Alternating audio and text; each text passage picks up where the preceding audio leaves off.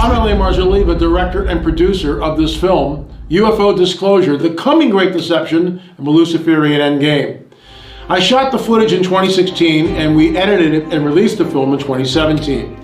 Of December of that year, 2017, on Tucker Carlson's show, he had a guest on, Commander David Fravor, who was a former F-18 fighter pilot. Fravor had an encounter over the Pacific Ocean with a tic-tac shaped UFO. Tucker asked Commander David Fravor, in your own words, what do you think this was? Fravor looked right at the camera and said, whatever this was not of this earth. That's a groundbreaking statement. We've never heard anything like that before, especially on the mainstream media, as it were. Since then, our government has stated on the record that UFOs or UAPs, unidentified aerial phenomena, are real. Folks, what are we to make of this? The reason I circled back and re-edited this film is I believe that disclosure is now being rolled out. We see it month after month after month. The purpose of this film is to arm you with what I believe is the truth, that these are not extraterrestrials from some other galaxy. They are in fact interdimensional entities that are messengers of deception. As you know, this film is for free. All I would ask is that you pass it forward. Share it with your loved ones, family members, your pastor.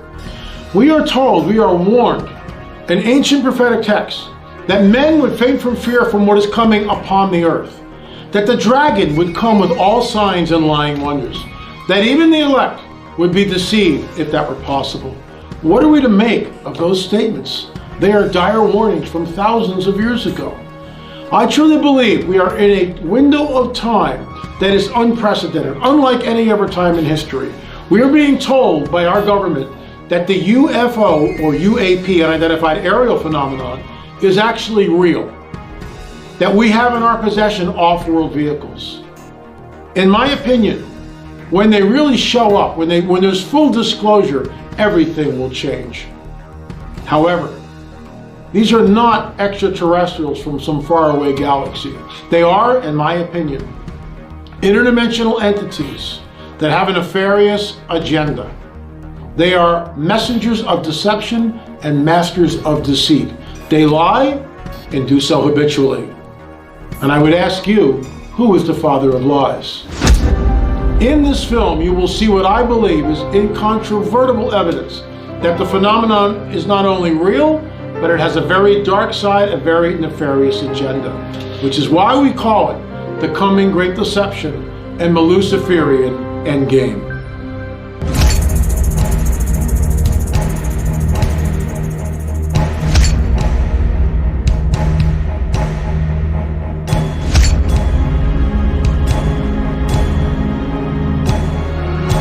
My name is Alan Matthews. I've seen a UFO. I've seen a UFO. And I saw a UFO. A UFO.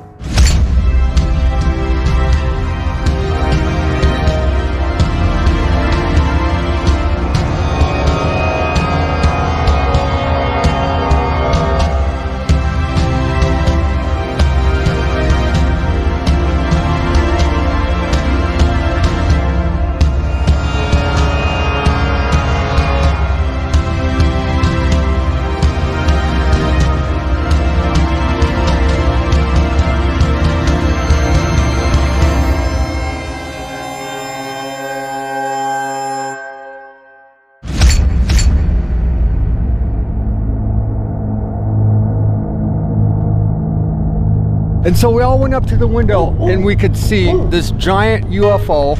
And saw 3 or 4 orbs that were up in the sky doing circles and erratic movements up and down in circular motion. And all of a sudden we see this light in the sky, and I asked my husband, is that a plane? And he said, I don't think so. And so we kept watching it, and it hovered over the treetops, and you could see the flashing lights around it. It was round. See the flashing lights around it, and then you could see the windows and lights in the windows, but you couldn't see inside the windows. And this particular night we looked over into a field and saw 3 hovering lights. This thing was huge, and it was, well, I didn't know until I started using the camera, but this thing was moving around and shifting and all kinds of things. And I was driving that night. It was quite late at night, and I started to see some kind of orange, flary lights in the desert. And so I kept looking at them while I was driving, and they seemed to be jumping up and down, and there was no sound of a helicopter or a plane. And I saw these two balls of light, these orbs, and they were perfectly round, and it was hard because it was dark to get a perspective on how far away they were, but they looked to be about 6 feet in diameter, and they were floating. To me, it looked like about 50 feet from my car. And it kept coming closer. It was just this green or orange orb with like a red T in it. It kept coming and coming, and then it shot straight west across the Pacific Ocean. That came forward, it just came out of nowhere, and it was a white light. And then within seconds, another one joined it above it, and then a third one joined it to the right of it. So they stayed in a triangular shape, and they hovered for a while. It floated in a way I've never seen anything float. It didn't have a sound. It didn't have, it had no air. You couldn't hear anything like a helicopter's propellers. My wife, I said, Jen, come out here and look at this. And that was actually before it had disappeared. So she watched it too for a few, I suppose, minute or so. And it moved around in different directions. And the object was like hovering over the trees. It wasn't moving. It went at an incredible speed, stopped, and then did a turn that would absolutely have been impossible. But as the lights came closer and closer, it struck me that there was no sound whatsoever. And it had different colors of lights that went all the way around it. It hovered for about 20 minutes as we watched it, and then it went down in between some mountains. Distance, maybe half a mile, 3/4 of a mile away. It was a triangle, a black triangle about like this, and it had a tail on the bottom of it with a slit in it, and I could see the clouds going past.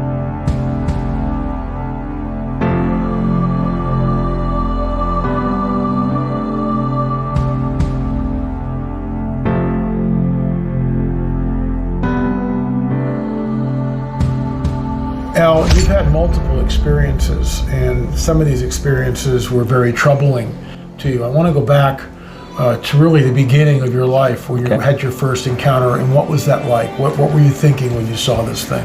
I was just a young guy. I was out on a hockey rink in Ottawa, middle of winter, with my twin brother and probably about 8 other kids. Beautiful sunny day, not a cloud in the sky. And one of the guys looks up and says, "What's that?" We all stopped and looked up. We saw 3 UFOs, that's what we even called them back then, hovering in formation, like a triangle. The sun was beaming off these things. We looked at them and we're all like mesmerized, going, "What are those?" And all of a sudden, they moved like that in the sky, just darted and then stopped again. Everyone ran into the shack, the changing room, except for me. I stayed out on the middle of the ice and stared at these things, and I said, in my mind, I said, I need to know what these things are. Right after that, I got an angelic feeling. That's the only way I can describe it. Angelic feeling of these things, of warmth and love. Euphoria? Euphoria is another word you could use. What did the craft look like? They were like disc-shaped objects.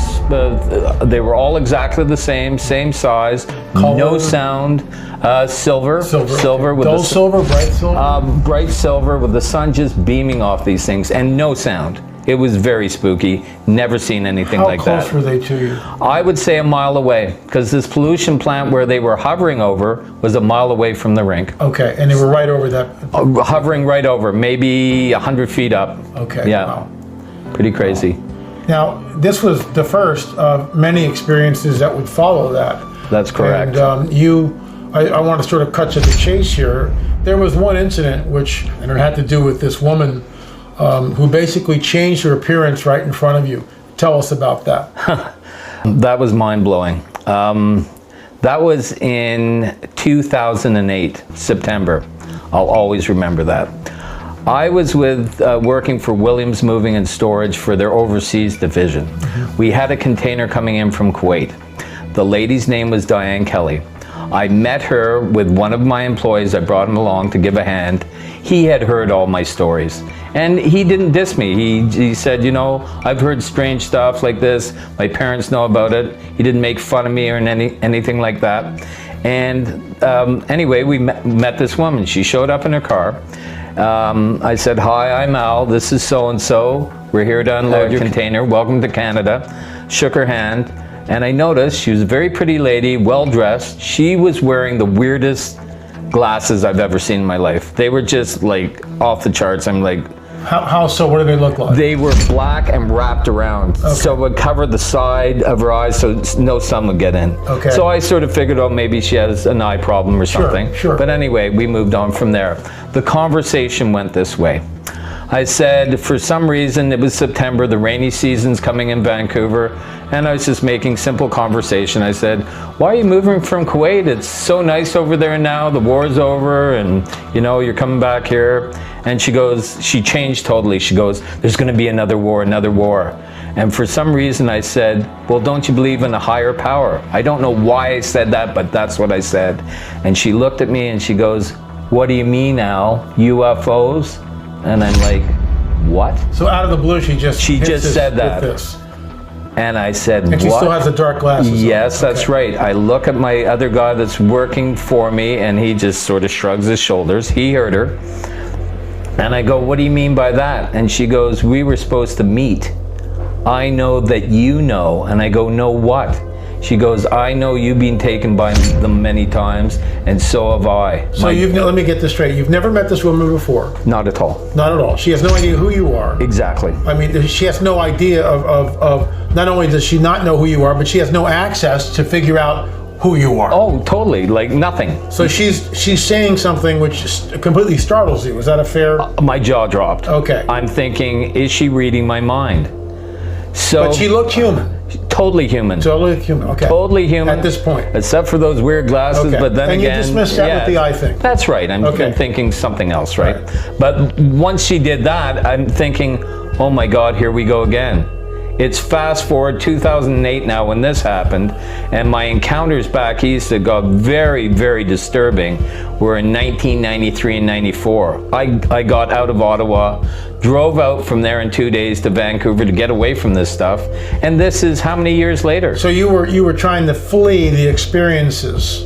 They got so traumatic back east, I had to get out of there. Okay. Scary, beyond scary. So then this happens, and nothing had happened after I moved out here until I met this lady. Okay. Yeah, that was shocking. She would do things like in the elevator going up to the floor where we're storing her furniture, she would whisper in my ear and say, they're listening. I go, who's listening? They're listening. They're listening. I go, who's listening? And she goes, them, you know, the Greys. She goes, they're always watching. And I told her, you never had her. You never conversed with any of this stuff, and she's coming out and letting you know. And starting to spook me and my other assistant. Sure. I said to her, I mean, that's just out of the blue to start doing this stuff. I said, look, I'm here to do a job. You're really starting to creep me out. That's the word I had to use. And that would, I mean, it would creep anybody out. I mean, you would, you know, what's going on here? How do you know? What are you talking about? This woman sounds really crazy, certifiable to say things like this. I got the job done. Okay. What I did do, and I think it's human nature, I gave her my number. Okay. Because... Mistake number one. Big mistake number one, and it was just like human interest and how do you know this stuff? I need to eventually talk to you more. I gave her my number. As you said, big mistake. She phoned me up about a week later and said, oh, I'm just down the road from your place, because I told her the area where I live. And she goes, why don't you come down for a drink after work? So I said, sure. I'm with my buddy, once again, that met her the first time. The same guy? Yes. Okay. I said, hey, do you want to come? I'm just going to go home and clean up. And he goes, not a chance. He goes, what are you doing? Stay away from that. I said, no, I got to find out. Just my intuition, I got to find out more about this. He goes, no, I'm not going. I went. And that's when the strangest thing ever happened in my life, and I've had some strange things. I walked into their place, I buzzed up. Her friend answered the door. It was her apartment, a beautiful 2-story condo right on the Fraser River, obviously in BC. And they're both out on the deck, and they have these big glasses of wine. Now, did the friend look normal to you? Totally normal. Okay. And she introduced no sunglasses? No, just normal. Okay. No sunglasses. She introduced her friend. We sat down on the deck. She's still wearing those strange glasses.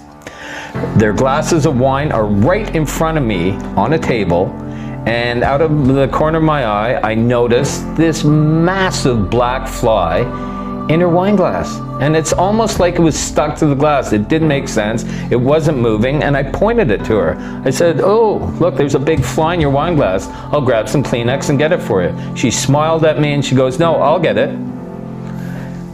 She put her finger in the wine glass. She didn't crush the fly. The fly stuck to her finger, and she put it towards her mouth and went like this.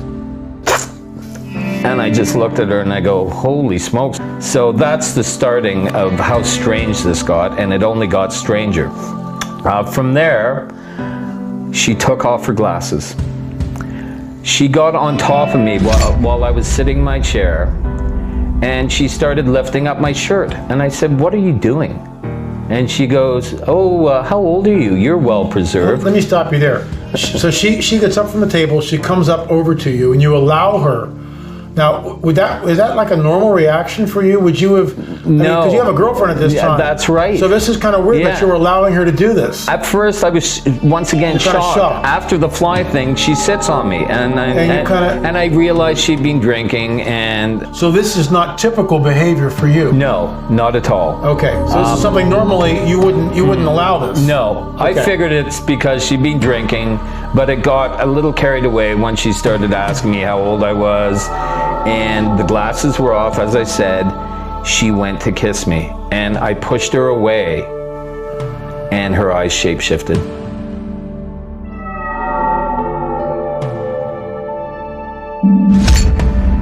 Now, when you say what did they look like before? What did they? Just normal. I don't know if they're brown eyes, or they certainly weren't like blue eyes or emerald eyes. I would have noticed that right away. I think they were just normal, darker looking eyes, but the whites were white.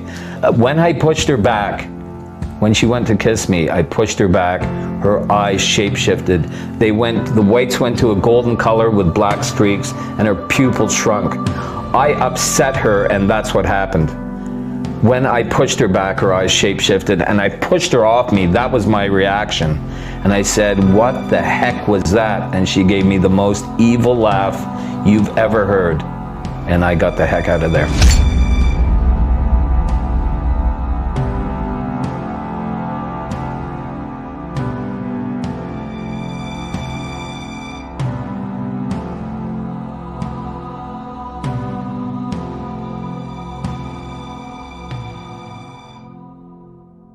In this next segment, you'll hear from two people who've never met, and there's no collusion between them.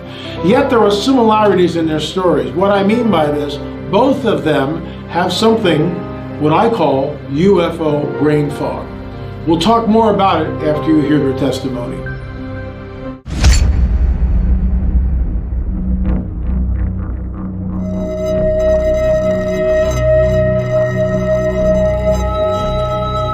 In 1998, I was moving to Colorado, and I was driving through Kansas, which is very flat.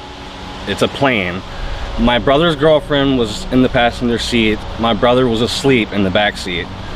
We're driving, it's like 2 o'clock in the morning, and off in the horizon was a large glowing orb, orange. It was smaller than the sun, orange like the sun, but it didn't push out sunlight like the sun would. The light was condensed into a ball, and it looked like it was miles and miles and miles ahead, but it was, pretty big. Not as big as the sun, but pretty big. We stared at it for 20 or 30 minutes, me and the passenger, my brother still being asleep in the back seat. We stared at it, we kept staring at it, we stared at it. And in the blink of an eye, the orb went from miles ahead of us, right beside our vehicle, and followed us for a good 15 seconds probably. When the orb came beside us, me or the passenger could not say a single word. We both looked over at it. My brother in the back seat even woke up and he looked over at it. And within a few seconds, it was just gone. After it was gone, all three of us, we said nothing to each other. We kind of just stared back at the road and just kept driving. And we ended up going to a rest stop probably an hour and a half later and stopping for a rest.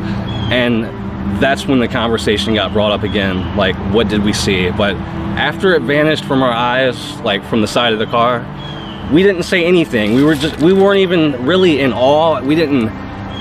It was like no facial expressions. We were just kind of just focused back on driving.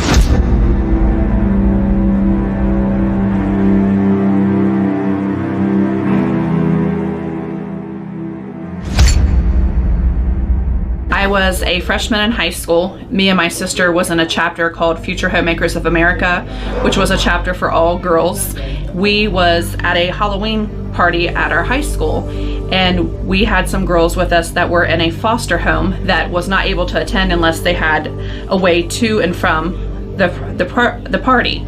So my sister offered to do that, and there was 12 of us in the car. As we was dropping the girls off, it got down to where there was just 6 of us girls. 3 of the 6 were girls that were in current foster care. As we were taking them home, we had saw lights, and they were saying it was probably just a truck, someone mud running. And I was telling them that, you know, they weren't familiar with the area and there was no roads there, that it couldn't be a truck, that was a lot of trees, and on top of the trees we seen, you know, a shape and light, almost like running lights. And we stopped to look at whatever this was, and they were saying it was a truck, and I explained to them, and then they finally realized that it was trees, and the object was like hovering over the trees. It wasn't moving, and that there was multiple lights. And we got scared, and I told my sister who was driving, I said, you need to just go. And she was speeding. I remember her speeding, but it was like we weren't moving. And as we finally got to the house to drop the foster girls off, the foster mother came out and was cursing us and said that we were hours late. And as I looked at my watch, there was no way that we were hours late, because we had left the school approximately 30-40 minutes prior to that and already had dropped off 6 girls. But according to the mother, we were hours late, and she was irate. And we all, to this day, have talked about these memories, and we know that we seen a UFO or something that was not ordinary, and we all now are in our 30s and 40s and still all remember this. And that was what I believe to be a UFO. So let's examine the testimonies from these individuals.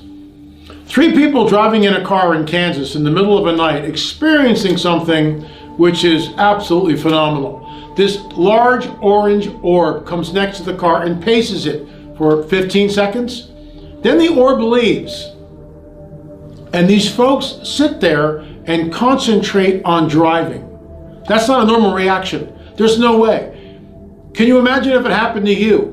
You'd be talking about it, you'd go, oh my God, what was that? You stop the car, you get out, you'd look. No, we just concentrated on driving. That is completely irrational. UFO brain fog, in my opinion. Then we have the woman's encounter. We were speeding, but we weren't going anywhere. She tells her sister, let's go, quick, get out. And her sister, and she goes, we were speeding, but we weren't going anywhere. That's impossible. The key here is when they get back to the foster mother's home, and the woman comes out and she's irate, because they are hours late. They had missing time. They don't know. The people who were taken, who were speeding and not going anywhere, had missing time. They're hours late. The phenomenon is real. And UFO brain fog sets in, and you can hear it. We were speeding, but we weren't going anywhere. That's not a rational statement. Folks, this phenomenon is real. And there are people that you know that have actually had experiences like this and are too afraid to come forward. However, the veil has been now lifted off, and we can pretty much talk about everything related to UFOs. Why? Because it's all over the media. Once again, this is the coming Great Deception.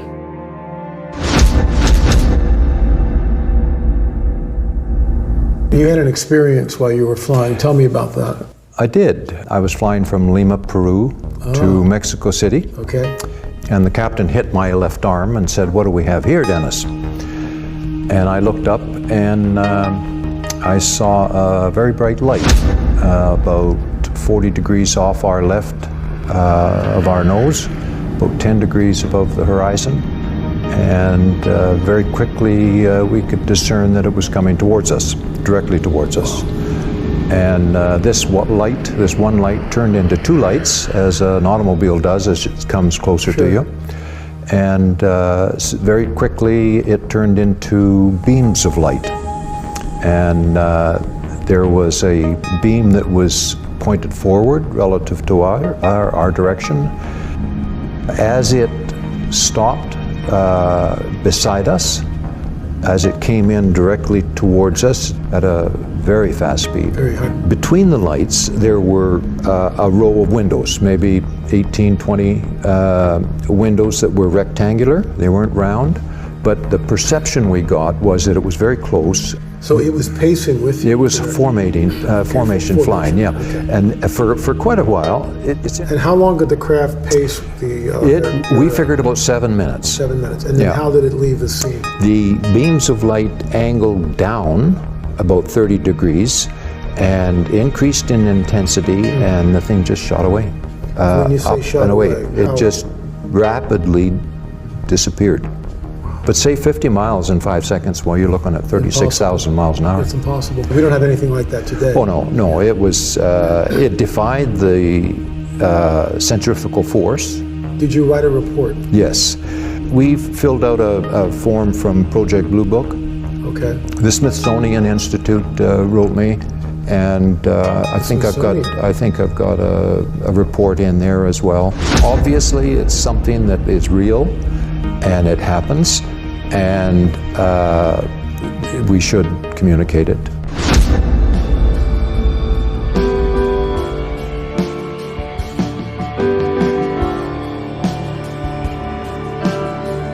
I filmed this video out of the window, my living room window of my trailer, and basically I didn't even realize it. I just looked out the window for no apparent reason, just to check on the surroundings outside, and I see this white thing in the sky, and it's brighter than normal. And at first thought, I was like, man, that must be Venus, because this is January and it's in the southwestern sky. This is Venus. And it's like, no, it can't be Venus. That thing is huge. So, and you're thinking, okay, Venus and Saturn are kind of aligned, like they are kind of right, or they was a few months ago, which makes it bigger. But this thing was huge, and it was, well, I didn't know until I started using the camera, but this thing was moving around and shifting and all kinds of things. So this was on January, I believe, January 22nd of 2009 when I filmed this out of my window. It would move in and move out, it would shift, and the object has like some type of, you would almost call them like railroad tracks at the top third of the object, and it would move, it would shift, it would rotate.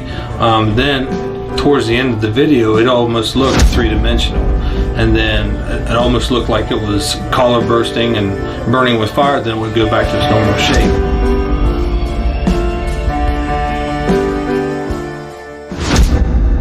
My name is Randy Clark, and about 1965, I was in a little town in Indiana, and playing music with a friend of mine. Came out of his place, went to put my equipment away, and I heard a strange sound like being close to a power plant. And I looked at the back of my car. I thought there was some sort of electronic thing going wrong for electric in those days. And then I went to put my amp in the trunk, and I thought maybe that the trunk light was shorting out. And I turned around and looked, and right over the street, at telephone pole high, was this silver sort of I guess for a lack of a better name, a cigar-shaped craft, no wings, and it was just very slowly moving at a very slow speed like this, and it had 3 lights on it, light in the front, the 2 lights on the side that were amber colored. and I took off running toward my friend's house because it, quite frankly, scared me. And that fight thing, it happens real fast. So anyway, hit his door and hollered at him, and he came running out, big-eyed, bald, because he had 2 children. He thought something happened to them, because I was extremely excited. We got out the front yard, I pointed to the sky, and by this time it was to the, would have been a little west of his house, right just out in front of about the corner of his house. He had the same experience. He went to take off and run, and I grabbed him because I realized it was going away from us. And it just kept going down the street till it got to the end of the street. The craft was probably about 40 feet long, maybe, if about like that probably, and probably about, I would think, about 16 to 20 feet wide. Anyway, it got down to the end of the street, and it bobbled like this and made absolutely no noise and just disappeared. I mean, so fast that you could blink and it wouldn't be there. But there was no propulsion, no noise, nothing. It just disappeared. My name is Terry Stigley, and I saw a UFO. Well, when I was 12 years old, I was babysitting for the doctor next door, and I came out about, it was probably about 10 in the evening, and I was walking across the driveway to my grandmother's house, and I looked up in the sky, and there was a formation of probably, I'd say about 12 of them. There was, maybe 3 or 4 across, and then the rest of them tailed behind. And the doctor saw me looking up in the sky, and so she walked out, and she looked up, and then my mother and grandmother walked out, and they saw, and then we watched them for a little while. They were all flying in a formation, and then we saw an airplane come through and saw it flashing red and green, and the minute that the airplane came close to these things, they just all scattered.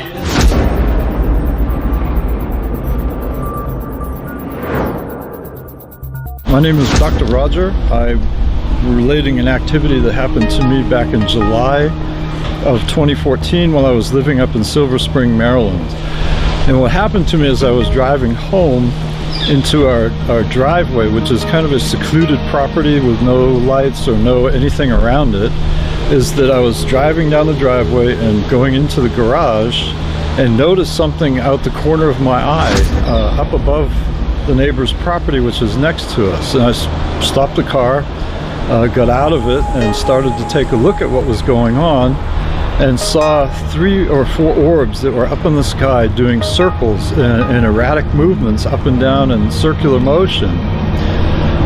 It seemed rather odd to me, so I felt no fear, no kind of anxiety or anything at seeing this. I just kind of said, oh wow, there's some lights out there. And I thought to myself too that this is kind of weird, and went to take a little look and walked up to my backyard, which would have been a little bit closer, and these orbs were about 100-200 feet off the ground to my right as I look up at it. And I thought that this is really, really strange because they didn't make any noise. It was just movement going around and up and down and moving all around. 3 or 4 of them, I can't recall exactly how many, but there was at least 3. And at that time I was thinking, hey, maybe someone's just playing with our minds and using a flashlight or something like that. But it was not, because the property was right next to us. There was nobody around in the whole area. And it was just, the movements of these orbs was just really erratic. People come up to me at conferences and tell me stories that they've never shared with anyone else. You're about to hear one such story by a gentleman who would not come on camera, but I believe his testimony is true, which is why I included it here. He talks about deep underground military bases and military personnel working side by side with what can only be described as the Greys. Here is his testimony. I spent 28 years working in top secret classified military intelligence operations, and one of the most honest men that I worked with that's about 60 years old was over my home 6 months ago and said he has a brother-in-law that works in a similar compartment of top secret classified operations, and that he actually works somewhere in the Southwest in a desert area with these aliens, because I was trying to explain to him about what I've been learning through you and through these conferences about what are these UFOs and aliens. They're really demonic angels that are coming in and out of these dimensional portals. And he actually confirmed in my home that his brother-in-law works in another area of the government that we can't talk about, but it dealt with these aliens and that he works side by side with them. Did he describe what they looked like to you? No, he just told me what he has heard through his brother-in-law, who also wouldn't exaggerate or pull his chain. Did his brother-in-law state whether he felt they were benevolent or malevolent? We didn't get into that. He was very careful just to give me a hint that as I was explaining things I've learned through you and my own experiences in life, that his brother-in-law actually works with these non-human entities, exactly. And did he give you is it ongoing now? I get the impression that this was going on. I still talk to this gentleman who retired and then came back into the world we worked in, and this stuff is continuous. Continuing. Thank you for being bold and courageous and coming on the record. You're welcome, sir. I appreciate it. Thank you. One thing I'm really curious, you've been following the whole UFO phenomena for a number of years. Yeah. Do you think, first of all, disclosure is imminent? And what do you think these craft are? And it's just preparing the minds of the people. And you look at other documents, even government documents, that's their plan, is they really believe that years ago to spring this on the American people or people around the world at large, they'd freak out. And so you have to slowly, step by step, incrementally get them into that mindset. And I really think that Hollywood too is being used as that propaganda tool just to get used for that kind of a scenario. So that's the propaganda issue and the step-by-step issue. But certainly you look at some other documents and it's happening. You got, of course, the Vatican's involved in this as well, believe it or not. And also you look at, even just the recent with the WikiLeaks dump. Right smack dab in one of the emails to John Podesta was talking about imminent disclosure, again with the Vatican, working with the countries around the world for a space treaty. And this is the actual document. We're not making this up. There's no conspiracy theory here. It's right there. So imminent disclosure, I think, is ramping up.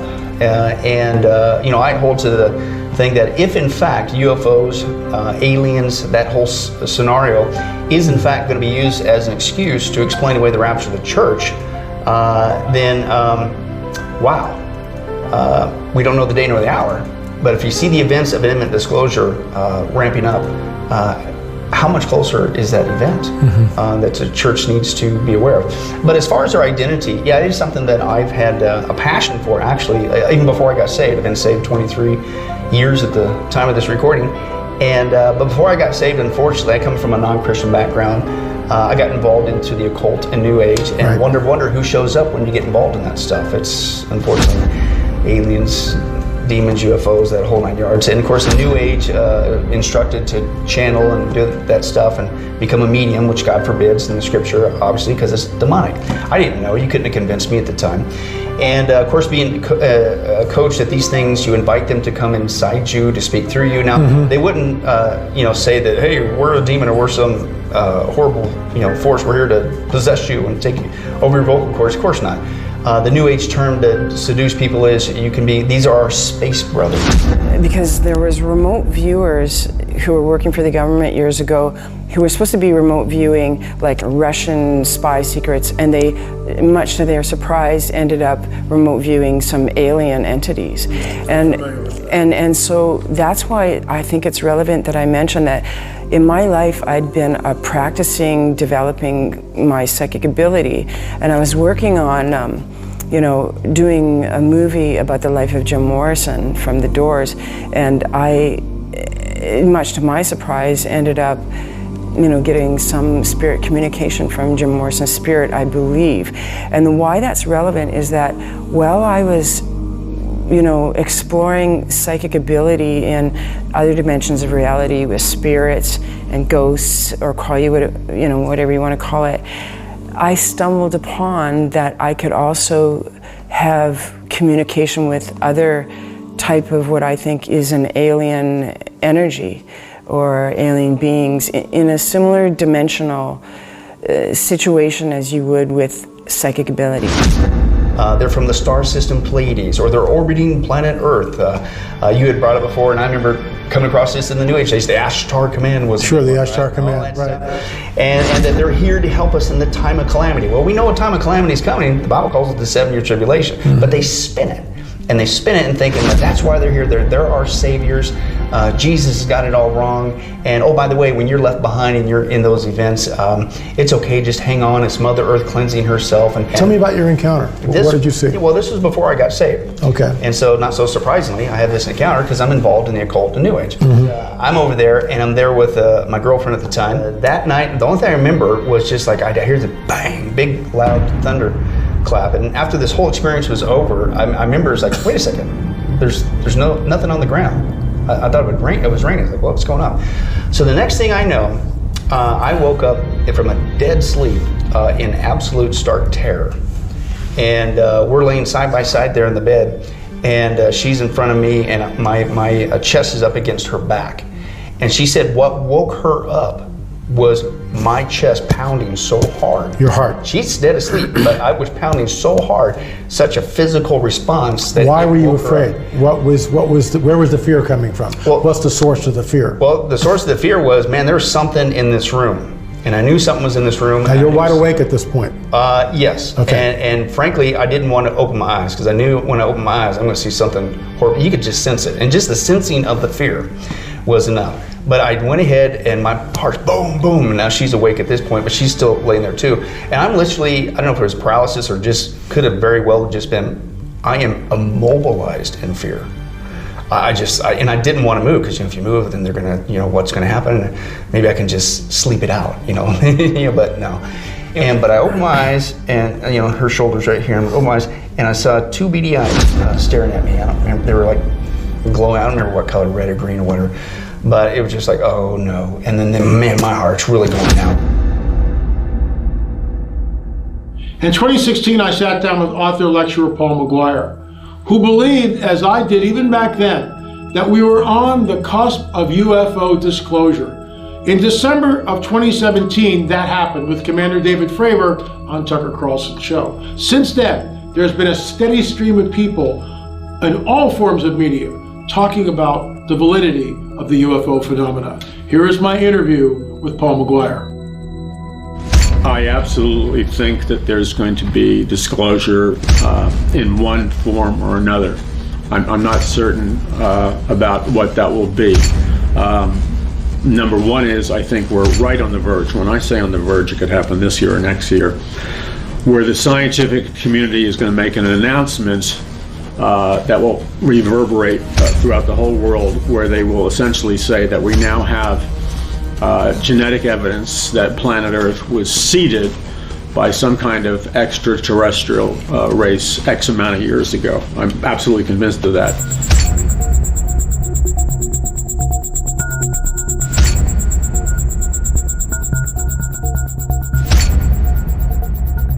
Because the theory of evolution is under attack, and this still takes place somewhat under the jurisdiction of the theory of evolution. But the idea is that we were seeded by an extraterrestrial race. I think an announcement is coming soon. Well, I certainly think a disclosure is imminent, and not just because I say so, but if you, as you've done many a times and pointed out, there's all kinds of soft disclosure that's going on. There's something definitely going on, and there's reports everywhere of sightings of different things. And so it is, and there are many countries of the world right now that are disclosing, releasing official Ministry of Defense files. Our own Paul Hare, former Defense Minister of Canada, he's been going around Canada and the States involved with disclosure. And you can go back to the 1980s, and they're talking about it in an imminent kind of a way. In the 1990s, they're talking about it in an imminent kind of way. It's always, we're ready to come. We're almost there. In terms of disclosure, whether it is like a fallen angel technology disclosure, because I believe that occult technology exists, fallen angel technology exists, or whether it is a psychological, like a Project Bluebeam, where it's some kind of very sophisticated illusion. It would have to be pretty sophisticated. But we're on the verge of something, because we have geneticists saying that we've got the DNA pool of mankind has extraterrestrial DNA in it. We have this convergence of scientific information. So absolutely yes, a disclosure is coming. And with the stuff coming out of the Vatican and other sources, it could happen any year now, or any month actually. In many ways, Al Matthews became the centerpiece of this entire film. Al had been taken, abducted numerous times throughout his life. In this following testimony, you'll hear how Al was driving home from work, and in a matter of seconds, he was switched off. Hours later, he awakened in his car, hundreds of miles from where he last remembered. These entities have a nefarious agenda. They can manipulate space, time, matter, and energy that completely defy our physics. Here is Al's testimony.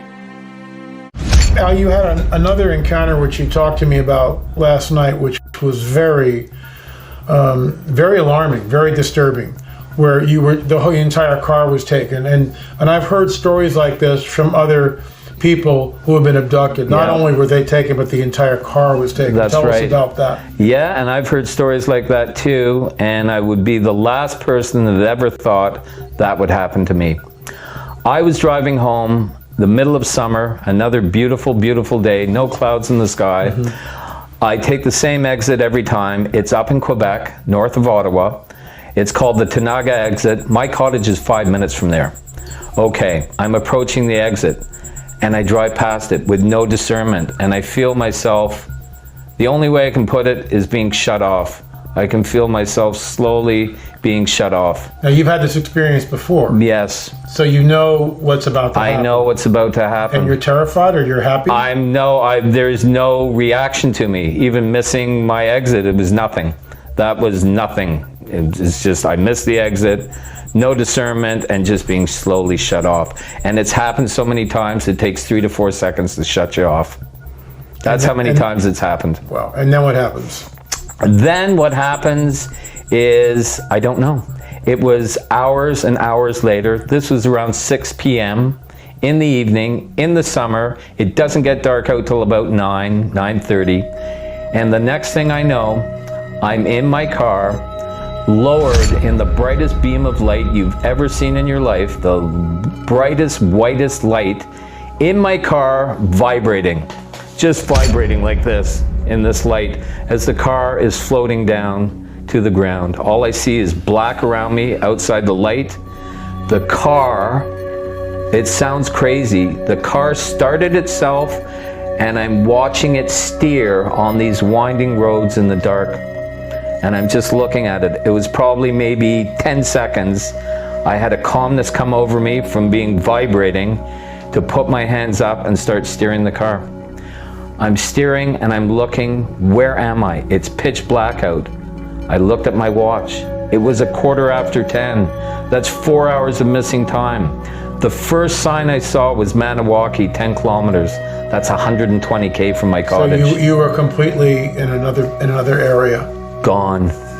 And what was your reaction when you realized where you were, when you were back in the car? Absolutely traumatized. I found my way home. I went into the fetal position, crying, saying, why me? What is this? Why are you doing this to me? And I got the hell out of there. I moved. Since you came to Jesus, has these experiences stopped? Yes. I've had little things, what I call little things, of seeing ships. I've seen triangles, boomerangs.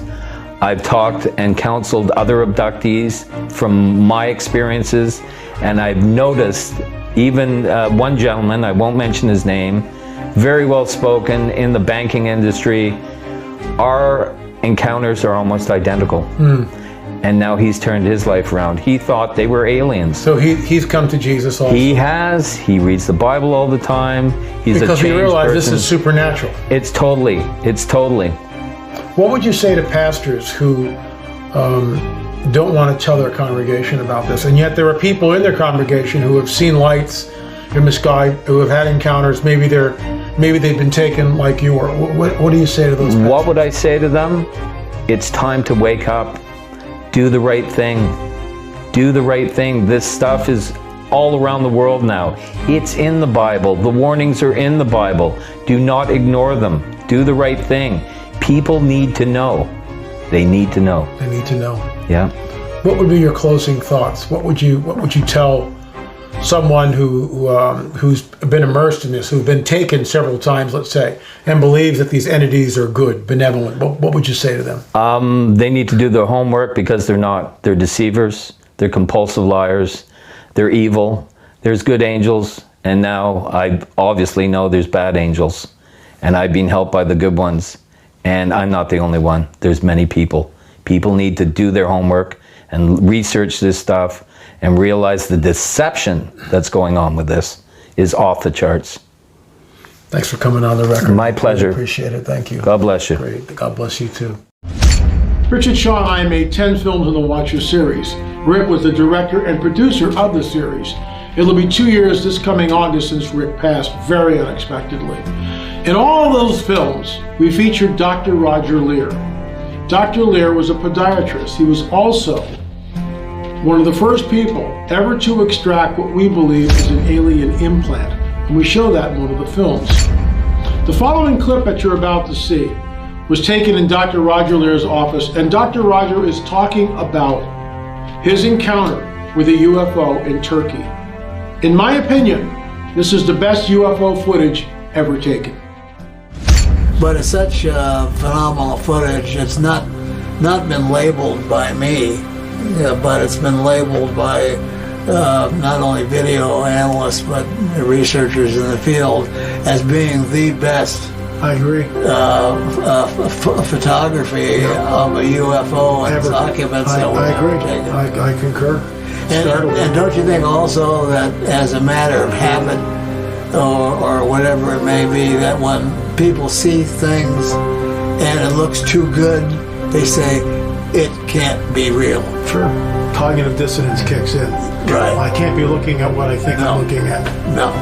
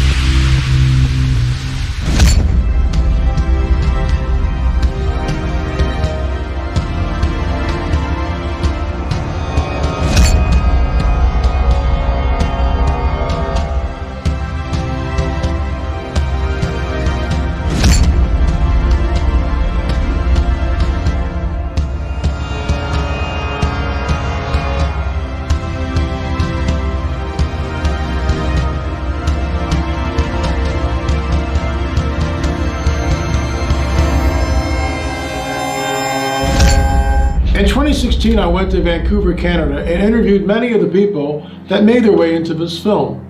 I interviewed a woman there, and her testimony was very bizarre and very strange, so I didn't use it. However, I did use it in this particular rendition of the film, and her testimony is very bizarre.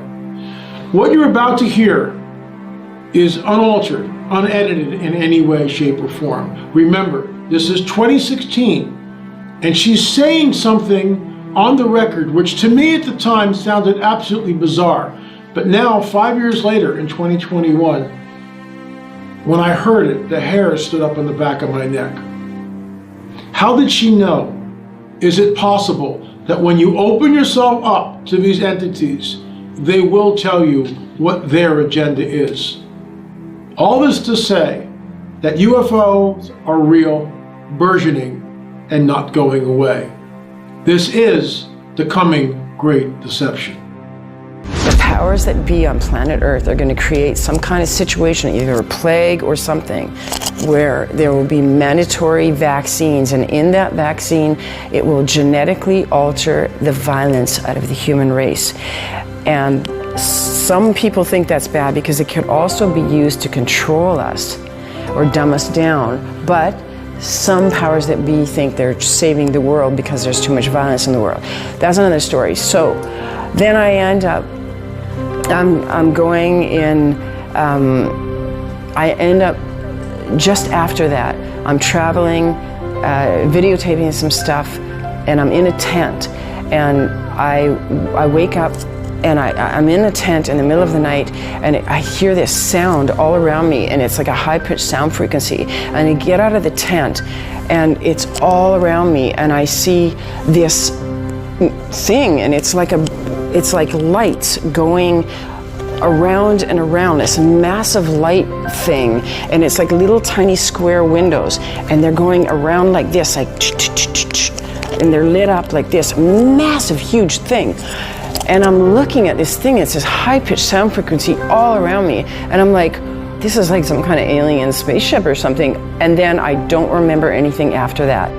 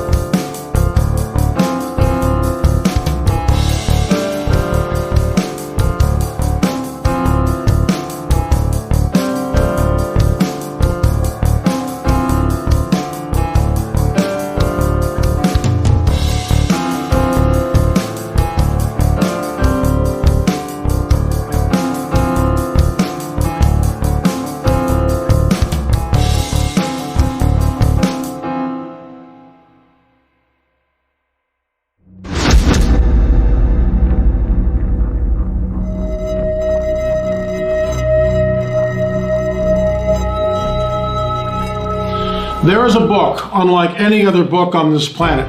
Most of you know it as the Bible. And the moment I say that word, some of you cringe back. I get that. I call it the guidebook to the supernatural because, in fact, that's really what it is. There are prophecies from the first book to the last book, from Genesis to the book of Revelation. Those prophecies speak out and call, with great specificity, events in the future. There's no other book like it. That begs the question, someone is outside of space-time as we know it, calling out the end before the beginning and the beginning before the end, just like prophecy tells us he will. The bottom line is this: we are in a cosmic war. Some of you may or may not believe that. These ships that just appear and then disappear, that defy the laws of physics, that manipulate space-time, matter, and energy. What are we looking at here? The guidebook of the supernatural tells us exactly what we're looking at here. These are, in my opinion, the fingerprints of the supernatural, the fingerprints specifically of the dragon.